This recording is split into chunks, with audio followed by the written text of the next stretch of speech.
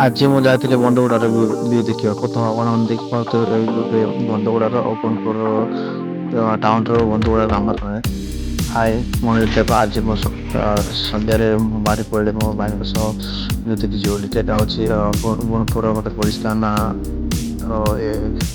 ଗୁଡ଼ାକ ତ ମୁଁ ଏଇ ରୁମ୍ ବି ମୁଁ ଯାଉଛି ତ ମୁଁ ଆପଣଙ୍କୁ ଦେଖିବି ସେଠି ମୋ ମା ଭାଇଙ୍କୁ ମୋତେ ଡାକିଛି ବି ତ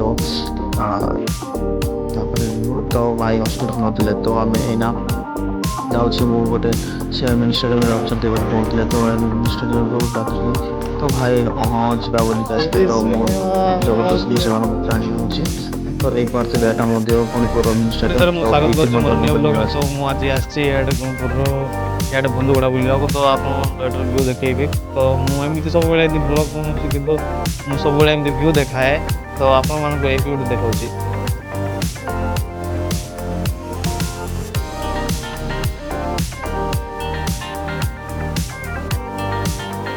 So guys ମୁଁ ଆସିଛି ଭାଇନାଙ୍କ ସହିତ ବୁଲିବାକୁ। ଦେଖ ଭାଇନା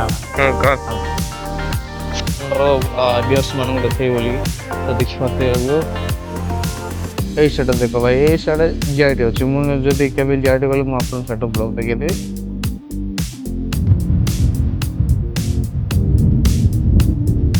ଗାଇସ୍ ମୁଁ ହେଉଛି ବିନୟ ଲେଖା ଆଉ ଭିଉଟା ତ ଦେଖେଇ ଦେଇଥିବେ ଦେବା ଭାଇ।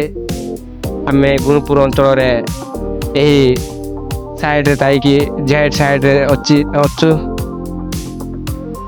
ଆଉ କାଲିକି ଯିବୁ ବୋଲିକି ଜିଆଇଟି କଲେଜ ଯିବୁ ତ ଆପଣ ସେଠିକାର ଭିଉ ସେଠିକାର କଲେଜ ଦେଖିବାକୁ ପାଇପାରିବେ।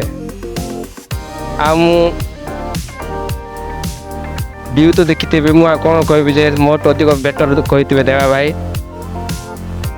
ମୋ ସହିତ ଯୋଡ଼ିକି ଅଛନ୍ତି ମୋ ଭାଇ ତ ମୁଁ ଆଙ୍କ ସହିତ ସବୁବେଳେ ବୁଲେ ଯେତେବେଳେ ମୋର ଅସୁବିଧା ହୁଏ ଭାଇ ସାହାଯ୍ୟ କରନ୍ତି। ମୁଁ ବି ତାଙ୍କୁ ବେଳେ ସାହାଯ୍ୟ କରିପାରେନି କିନ୍ତୁ କାଲି କଥା ହେଲ୍ପ କରେ। ତ ମୁଁ ଆସିଥିଲି ଆଜି ଆମ ଭାଇ ସହିତ ତ ଏଇ ଭିଉ ଦେଖିବା ବୋଲି କିନ୍ତୁ ଭାଇ ନାଇଁ କହୁଥିଲେ ଫିର୍ ବି ମୁଁ ୟାଙ୍କୁ ଟାଣିକି ଆଣିଥିଲି।